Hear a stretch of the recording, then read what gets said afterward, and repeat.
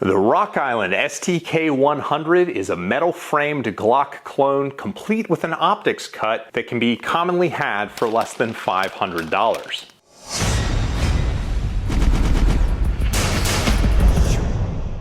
Hi, I'm David from Gun Deals, and I have to tell you about the Rock Island STK100. Now, the STK100 could have been somebody. While the STK100 is still pretty good, it's got its quirks, which I kind of ding it for, but if you do what it likes, then it's great. So what does the gun like? Well, the grip is kind of slippery on the front and the back, so if you use like a grip enhancer, that's gonna help. But generally the contour of the grip is quite good. So what do I mean by saying if you give the gun what it likes, you're gonna have a good time? Well, the sights hit pretty low for me, and they are iron sights, so I'd have to swap the front sight for a shorter iron sight to bring my point of impact up if I wanted to use the iron. If I wanted to use the optic, you basically have two choices, and that's the Vortex Venom and the Vortex Viper. However, if you look on the STK100 website from Rock Island, it doesn't tell you what the optic footprint is. If you read the manual, it doesn't tell you what the optic footprint is. James from TFB TV told me, and I'm telling you what the optic footprint is. And that doesn't mean other doctor cut footprints for optics. It very literally is a Vortex footprint. I tried two other doctor cut footprints that would not fit on this optics cut. So you have to use a Vortex optic. It only likes 115 grain ammunition, which isn't a problem if you're a factory ammo shooter, because that's generally what people use for target ammunition. But if you use heavier for caliber stuff or you're a reloader, this barrel has a hard time stabilizing some loads, and what that means is accuracy opens up with heavier for caliber projectiles. I tried 9 different loads in this gun, 4 of which being reloads, and it liked the 124 grains more than it liked the 147 grains. The groups opened up with the 147s.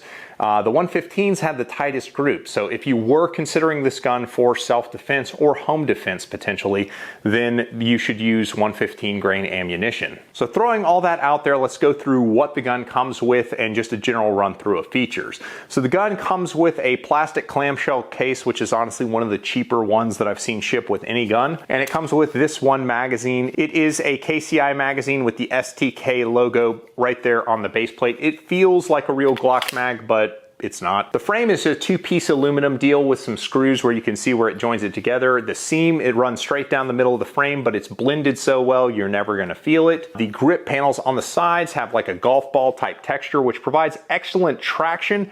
However, there's almost no traction on the front strap or the back strap where it really matters. That's where you really want the texture on a gun, because you're supposed to be gripping the gun front to back, not side to side. So you want where you're applying pressure to have the good traction. So that's kind of a miss in how they molded the frames, but hopefully with future models of the gun, it will be updated. The trigger guard looks more like a 1911 style trigger guard. However, this trigger guard fits in all the Glock holsters that I tried it in, which is a big, big win. They are doing it right. And most importantly about this gun is they changed the way it presents to where it presents like a 1911. I compete with 2011s, and immediately bringing the gun up for the very first time, these sights were in perfect alignment. My natural point of aim is absolutely right there. It feels fantastic. And more importantly about the gun is that the balance is beautiful. The balance affects how the gun comes back into battery and affects how the gun shoots. Like guns that are really flippy and wobble around a lot, when you try and shoot them fast, you'll see your groups open up a lot. Well, this gun is very, very balanced. So when it comes back into battery, it doesn't oscillate a lot because the center of balance is about right there on the gun, which is an amazing feeling. So this gun is basically built for speed, and it feels fantastic to shoot fast. Because the frame is so well contoured, including this beaver tail back strap they gave, which is super molded. It in no way feels like a 2x4 with eased edges like a Glock does. It has a very good contour to the grip. It is fantastic feeling in hand. The trigger is unremarkable. It basically has a nice flat face where the trigger safety goes flush, and it's just like any other Glock trigger where there's a little bit of take up, and then there's a bunch of creep, and then eventually it goes off with some over travel. And the reset, honestly, it's a little bit long. It's forceful, tactile, throws your finger off the trigger, which is what you want, helps you shoot fast. But I mean, it's nothing exceptional. But it takes all Glock internals, I think. So there's that going for it. The slide is Parkerized, which isn't an awesome coating, but whatever. It has these 3 window cuts on each side, and it has a window cut at the top. I'm not really a big fan of window cuts. I prefer a heavier slide if you're not using muzzle devices. However, the way that they have it set up, it assists in moving the balance of the gun back around the ejection port, which is a good feature. As I mentioned, the sights hit low for me. They were about 3 inches low with 124 at 25 yards from a rest, so that wasn't amazing. It doesn't print smallest groups with heavier for caliber loads. Like, you really need high velocity, light for caliber ammunition. If you were shooting a load like a 115 NATO round that's super fast and light for caliber, then this thing would probably absolutely burn up the tin ring on a target. And one thing that was weird is that I have a Gen 4 17 barrel that I tried to swap into this gun to see if maybe I could get an OEM barrel to perform and stabilize all these loads.